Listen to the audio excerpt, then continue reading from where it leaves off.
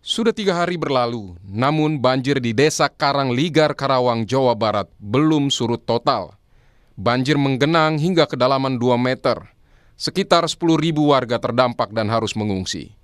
Banjir ini akibat luapan Sungai Citarum dan Sungai Cibeet.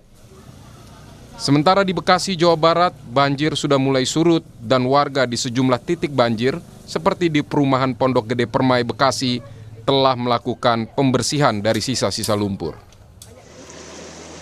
Wilayah Bekasi menjadi salah satu daerah paling parah dan nyaris lumpuh terdampak banjir pada 4 Maret lalu. Banjir menggenangi Mega Mall Bekasi, merendam RSUD Kasbullah Kota Bekasi, juga membuat ambles jembatan di kawasan Kemang Pratama. Di Bogor, Jawa Barat, curah hujan yang tinggi meretakkan jalan batu tulis. Untuk mengurangi bencana hidrometeorologi seperti banjir dan longsor, Badan Nasional Penanggulangan Bencana atau BNPB terus melakukan modifikasi cuaca untuk mencegah banjir. Menurut rencana, BNPB melakukan operasi modifikasi cuaca hingga 8 Maret. Dilakukan ini cuaca begini gara-gara operasi modifikasi cuaca. Kita akan lakukan sampai tanggal 8. Kenapa sampai 8? Karena tanggal 9 katanya, sebetulnya tanggal 6. Tanggal 6 tuh yang puncaknya. Tanggal 7, 8, 9 tuh informasi di BMKG curah hujannya sedikit. Tapi kita lakukan sampai tanggal 8, istirahat sebentar, nanti tanggal 11 masuk lagi. Jawa Barat menjadi sasaran modifikasi cuaca karena menurut prediksi BMKG, potensi curah hujan tinggi di wilayah tersebut. Awan-awan yang harusnya bergerak bertiup ke area yang rawan itu dijatuhkan sebelum masuk ke area rawan. Jadi dijatuhkannya misalnya masih di laut. Kumpulan awan hujannya itu kalau kita lihat dari satelit, luasnya itu, jadi awan tuh hampir seluas wilayah Provinsi Jawa Barat. Jadi Provinsi Jawa Barat itu dari satelit itu udah tertutup awan gitu. Bahkan sampai ke Lampung, Palembang. Untuk besok itu prioritas di Jawa Barat karena memang yang paling rentan di Jawa Barat dan terutama ini di daerah pegunungan ya, di puncak, terutama awannya tuh dari situ.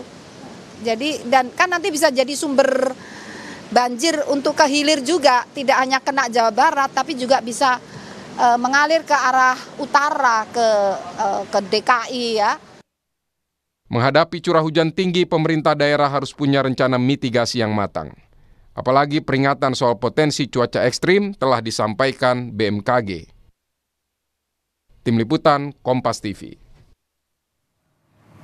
Saudara, Bekasi dan Karawang menjadi wilayah paling terdampak parah akibat banjir. Apa penyebabnya? Kita akan berbincang dengan pakar klimatologi Badan Riset dan Inovasi Nasional BRIN, Ibu Erma Yuli Hastin. Malam, Bu Erma. Selamat malam, Mbak. Bu Erma, tadi dikatakan oleh Bu Dwi Korita, Kepala BMKG, bilang kalau ada awan yang hampir besarnya ini adalah sebesar Jawa Barat sehingga curah hujannya tinggi. Kenapa bisa terbentuk awan hampir sebesar Jawa Barat ini terjadi? Ya, kalau kita bicara awan kan sangat dinamis ya Mbak ya. Jadi ada pemicunya, kemudian juga kalau kita lihat awan tuh ada sel tunggal, apakah dia awan yang tunggal satu cumulonimbus atau dia multisel gitu ya. Nah ini kan berubah-ubah terus nih, berubah terus. Nah kondisi misalnya kemarin gitu ya, yang sama sekali kita mungkin hujannya minim, tidak ada hujan, ya karena memang konsentrasi awannya ada di Sumatera. Apa yang bisa memicu kondisi ini yaitu pergerakan bibit siklon 98S yang ada di Samudra Hindia. Jadi awalnya dia berupa vortex, berarti dia belum sampai pada ukuran tertentu untuk disebut bibit siklon dan sekarang sudah menjadi bibit siklon tropis. Nah, ini memicu pembentukan awan. Awalnya itu prosesnya gini. Kalau saya sederhanakan ya, ketika vortex itu berputar ya, dia merupakan angin yang berputar, siklonik begitu. Nah, dia akan memunculkan pusarannya itu hujan-hujan yang panjang. Itu disebut dengan squall line. Nah, squall line ini masuk ke Sumatera. Akibatnya di Sumatera itu terbentuk aktif sekali sekolah lain seperti kemarin gitu ya. Kemudian dari sekolah lain itu kan pecah, kemudian menjadi sel yang tumbuh membesar. Berarti Dan tadi adalah yang diberitahu, yang disampaikan bahwa besarnya itu besar-besar sekali, awannya itu sudah clustering. Jadi sudah berkelompok gitu ya. Si awan ini berklaster dan tumbuhnya itu pecahnya dari squalane yang terbentuk di sepanjang sehingga pesisir ini barat menjadi Sumatera. penyebab curah hujan sangat tinggi dan menyebabkan banjir juga longsor. Iya, timingnya begitu. Jadi Sumatera dulu nih, setelah itu baru menjalar menuju ke wilayah Jawa. Jawa dalam hal ini ya hari ini timingnya. Sekarang terbentuklah si awan-awan yang aktif tadi. Itu sebenarnya ditranspor atau dihantarkan si awan-awan tadi itu dari perairan di selatan Jawa. Oke. Karena kan Samudra Hindia yang aktif. Oleh karena itu kenapa hujannya sekarang sangat merata nih di selatan misalnya Jawa bagian barat ya. Bogor, Bandung hari ini juga hujan. Purwakarta hari ini masih hujan Mbak gitu ya. Timingnya tadi jam 3 dan sekarang udah meluas ke Depok hujannya. Jadi walaupun Jakarta nggak hujan, sekarang tuh sedang hujan deras di wilayah-wilayah tersebut gitu. Karena itu tadi diinduksi atau dimodulasi oleh Oke, Bu Erma. awan yang terbentuk di perairan selatan Jawa bagian barat tadi, Mbak. Iya, tadi kan ada awan yang hampir besar sehingga menyebabkan curah hujan yang tinggi. Nah, kemudian curah hujan tinggi juga menyebabkan banjir. Banjir adalah masalah yang klasik begitu. Tapi apakah pertanyaannya proyek pengendalian akan banjir di wilayah Jabodetabek ini artinya gagal, belum berhasil sehingga menyebabkan banjir terutama saat ini terjadinya di Bekasi dan juga Karawang yang ketinggiannya sangat memprihatinkan? Betul. Solusi pengendali banjir menurut saya belum efektif dilakukan oleh pemerintah ya. Dari evaluasi kami menunjukkan kan harusnya solusi itu integrasi dari solusi jangka pendek, jangka menengah, jangka panjang dan jangan hanya memikirkan per daerah. Kan itu aglomerasi itu wilayahnya ada wilayah Jawa bagian barat, Banten dan juga Jakarta yang terlibat. Dan 3 daerah ini harusnya memikirkan solusi yang konkret untuk mengantisipasi kondisi banjir. Kenapa? Karena pemicu dari pergerakan awan itu sekarang bukan awan cumulonimbus yang tunggal, tapi sudah berbentuk awannya itu multisel. Itu sudah jenis konvektif atau badai. Kita sebutnya badai konvektif Bu sebenarnya. Erma, tapi kan dalam pengendalian proyek pengendalian banjir di Jabodetabek kan kita ada normalisasi Kali Ciliwung, ada juga BKT, ada juga revitalisasi waduk ya, hingga pembangunan sumur resapan. Itu kan memakan biaya yang besar. Nah, kenapa ini tidak cukup atau ada yang salah di sini? Menurut saya yang perlu sekarang harus dievaluasi gitu ya, sangat prioritas itu adalah das-dasnya dulu. Karena das-das besar itu kan ada Ciliwung, Cikeas, dan juga satu lagi Cilengsi. Itu yang mengalir semua ke utara kan. Kalau Bekasi disupport dari 2 das, Cilengsi dan Cikeas. Itu harus dievaluasi apa yang terjadi di sana. Jadi saya sangat mensupport, mendukung pernyataan Gubernur Jawa Barat yang akan mengatakan evaluasi, kita evaluasi semuanya, terus back to nature dan seterusnya. Itu adalah political will yang jangan hanya berhenti di kata-kata. Tapi harus benar-benar action plan-nya dilakukan, mendudukkan daerah-daerah yang terlibat tadi gitu ya. Jangan hanya satu gubernur pelakunya yang melakukan itu, tapi juga harus karena butuh anggaran yang sangat besar kan. Dan kita meminta atau berharap bahwa solusi yang kemudian digulirkan dari aglomerasi ini itu benar-benar nyata gitu. Saya lihat dari sisi koordinasi aja ini kan belum berjalan gitu. Saya nggak tahu ya. Kita kan belum mendengar ya aglomerasi. Apa karena nunggu SK atau saya nggak ngerti gitu. Padahal ini kan berpacu pada waktu, terhadap waktu. Dan ini menjadi Maret loh. pembelajaran penting juga ya, harus bergerak cepat ya. Apalagi ada lagi loh kayak gini, gitu loh. Maksud saya, jadi jangan berpikir bahwa ini kan sudah lewat musim hujan. Oke. Karena kajian kami menunjukkan bahwa musim hujan sekarang itu mengalami pergeseran. Durasinya semakin panjang. Dan tidak Jadi mesti sekarang selalu ini masih- berber ya, belakangan Desember, Ya, November. Maret masih musim hujan. Saat Oke. ini tuh masih musim hujan gitu. Bu Erma, Intinya gitu. tapi apa kemudian juga misalnya perlu dievaluasi dengan pergeseran dari tata kota yang maksudnya dalam hal ini adalah salah satunya disebabkan karena pembangunan di mana-mana. Ya, saya setuju. Saya sepakat bahwa itu juga sangat penting. Karena bagaimanapun das ini selalu mengalir dari hulu ke hilir. Dan kita tahu bahwa penuh, kata kotanya itu penuh ya, wilayahnya begitu ya, di daerah-daerah lereng, bukit, gunung, itu semua itu sudah bangunan yang berdesak-desakan. Itu saya setuju. Karena di Bandung pun mengalami hal yang sama gitu. Kalau kita ke Bandung Utara, itu developer membangun perumahan di sana gitu ya.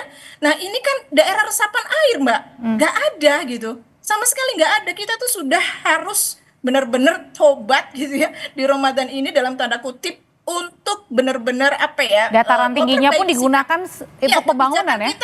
kebijakan kita sudah harus kita perubahannya tuh harus radikal menurut saya. Nggak perlu nggak cukup lagi hanya dengan sedikit-sedikit gitu ya, tapi harus total, harus radikal, bahkan dari mindset saja bahwa kita harus kembali ke alam itu harus dan nyata gitu. Karena perubahan iklim gitu. Dalam artian bahwa kalau misalnya tadinya dikatakan dimaksudkan dengan adanya pembangunan di mana-mana adalah untuk menggerakkan ekonomi warga, tapi ini juga menjadi catatan ya, jangan-jangan juga dapat mengganggu ekonomi warga karena ada pembangunan dan karena penyebabnya adalah tadi ya menyebabkan misalnya terganggunya resapan ketika banjir atau ketika curah hujan tinggi. Betul. Jadi seperti Bekasi aja ini adalah benar-benar kita harus mengambil lesson learn dari kejadian ini. Separah itu Bekasi, kalau dihitung itu berapa sih resapan airnya, ruang terbuka hijaunya berapa gitu. Kita publik meminta itu gitu. Berapa persentasenya? Ternyata gitu ya, ada penyimpangan sekian persen gitu yang harusnya disediakan misalnya minimal 30%, itu sekarang hanya tinggal berapa nih? Daerah rawa sudah disulap menjadi semua permukiman gitu kan, daerah-daerah sawahnya gitu. Berapa? Semuanya Kita sudah pengen dijadikan tahu, gitu. bangunan rumah ya Bu Ya, ya di publik sana. pengen tahu gitu loh. Bahkan sampai seperti itu, kita bisa loh apa namanya ya menuntut ya tanggung jawab dari pemerintah ketika dia membuat kebijakan kok bisa seperti ini banget. Karena memang jalannya air nggak dibikin, intinya kan gitu ya, dan dirusak gitu, Ya, dirusak. karena kalau banjir umumnya di Jakarta, tetapi kali ini yang bertanya-tanya adalah kenapa kok bisa nih sampai di Bekasi separah itu ya Bu? Betul, betul. Oke. Ya, jadi kan memang fokusnya pada 2 das tadi begitu ya. Bagaimana evaluasi dari 2 das itu? Dari 2 das tersebut juga kita publiknya menunggu gitu hasilnya. Kalau bisa harus segera dirilis tuh hasil evaluasi dasnya seperti apa, kemudian hasil tata kotanya seperti apa. Intinya adalah berapa persen kita pengen tahu air tanah resapan atau ruang terbuka hijau tersedia di Bekasi. Karena kok parah banget gitu loh. Ya. Parah banget itu, Mbak. Pada Ya. saat kemarin meninjau ke kawasan Bekasi, juga Wamendagri Bima Arya juga memfokuskan kepada masalah kawasan aglomerasi ya. Nah ini sepertinya sebaiknya harus seperti apa? Haruskah cepat? Apakah harus dibuatkan lebih detail lagi mengenai misalnya menyinkronkan tentang pembangunan, mitigasi bencana di sekitar daerah aglomerasi? Karena kan aglomerasi termasuk juga Jakarta, Bekasi yang mengalami banjir, Tangerang juga, Bogor. Ya, menurut saya agenda yang paling mendesak itu adalah dievaluasi gitu ya, dihitung benar-benar per kota. Kemudian ditingkatkan lagi. Itu tadi yang kaitannya dengan ini ya, dengan daerah-daerah yang berubah gitu ya, alih fungsinya gitu ya. Itu dihitung dan sebarkan, rilis ke publik. Itu pertama yang mendesak. Kemudian yang kedua adalah mohon dihitung juga, dievaluasi oleh BNPB, berapa sih kapasitas kota-kota besar ini drainasenya. Kita nggak pernah tahu loh, nggak pernah ada peringkatnya gitu. Jadi kalau dari pengamatan saya nih Mbak ya, misalnya Jogja itu hampir mirip mengalami modulasi hujan yang 400-600 mm gitu Mbak dalam waktu seminggu gitu ya, 3 hari 4 hari. Tapi sampai sekarang kita nggak lihat ada kejadian parah banget banjir di kota Jogja. Ini kan kita jadi tahu mana sih kota yang kira-kira bisa kita angkat sebagai prestasinya atau kita jadiin role model bahwa oh kota tersebut mampu ternyata drainasenya menampung segini. Apa yang dilakukan oleh Jogja misalnya itu ya. Itu karena saya mengamati setiap hari gitu loh. Jadi ternyata kalau dilihat dari Bekasi saya sudah sampaikan bahwa hujannya itu 400 di hulunya, bukan di kota Bekasinya. Dan mirip dengan Jogja, dia dihantam hujan terus-menerus dari selatan gitu ya, perairan selatan. Tapi toh nggak ada tuh kejadian yang parah banget gitu ya. Ini kan mesti ya oke lah, ini apple to apple loh, sama-sama kota besar dan seterusnya. Kita bisa melakukan pemeringkatan itu. Lebih baik disibukkan oleh itu daripada mengejar solusi-solusi jangka pendek yang menurut saya efektivitasnya pun kita nggak tahu. Sementara kita harus efisiensi anggaran dan seterusnya begitu. Nah, ya. kalau di Karawang, kalau di Bekasi kan banyak pembangunan di mana-mana, itu juga menjadi catatan ya. Tapi kalau di Karawang ini kan tidak terlalu banyak pembangunan begitu, banyak sawah-sawah juga. Tapi pertanyaannya kenapa ketinggian airnya sampai 3 meter, sampai ke atap rumah warga? Ya, kalau Karawang kan beda ya. Itu adalah daerah-daerah langganan banjir. Yang mungkin secara, saya nggak tahu tuh bagaimana gitu ya, ya wilayah-wilayah tertentu memang ada gitu. Tapi tidak meluas, tidak masif, dan tidak separah yang kita lihat di Kota Bekasi dan Kabupaten Bekasi sekarang juga terkena begitu kan. Jadi kalau yang langganan kita anggap ya Kabupaten Bandung Selatan juga langganan Mbak gitu. Jadi meskipun misalnya sawahnya tapi banyak tuh gitu. Tapi kalau sudah langganan berarti tipologi dari daerahnya itu kan tadinya memang ada masalah gitu ya. Mungkin terlalu rendah atau mendapat menjadi tempat untuk bertahannya air di sana, menetap lama dan seterusnya. Nah itu kan artinya bahwa kita memang nggak bisa samaratakan, tapi berhubung ini berkaitan mitigasi itu dengan menyelamatkan nyawa, dan nyawa itu adalah yang paling banyak terkonsentrasi di kota-kota besar. Karena itu yang paling mendesak adalah mohonlah dirilis bagaimana sih kapasitas setiap kota besar di wilayah Indonesia itu sebenarnya gitu. Maksimalnya berapa gitu. Dia bisa menampung curah hujan ekstrimnya gitu. Misalnya terakhir? 100 mm. Oke. Ya udah gitu. Berarti kan kita harus melakukan banyak solusi yang berkaitan dengan memperbesar kapasitas kan. Oke, terakhir Intinya ke sana. singkat saja Bu Erma, untuk modifikasi cuaca ini bisa tergolong kemudian efektifkah atau hanya efektif di jangka pendek? Jangka pendek, memang dia hanya ada di short term solution. Jadi memang tempatkanlah dia ada di situ. Jangan mengandalkan itu terus menerus gitu ya. Saya kira itu. Oke, terima kasih pakar klimatologi Badan Riset dan Inovasi Nasional BRIN, Ibu Erma Yuli Hastin.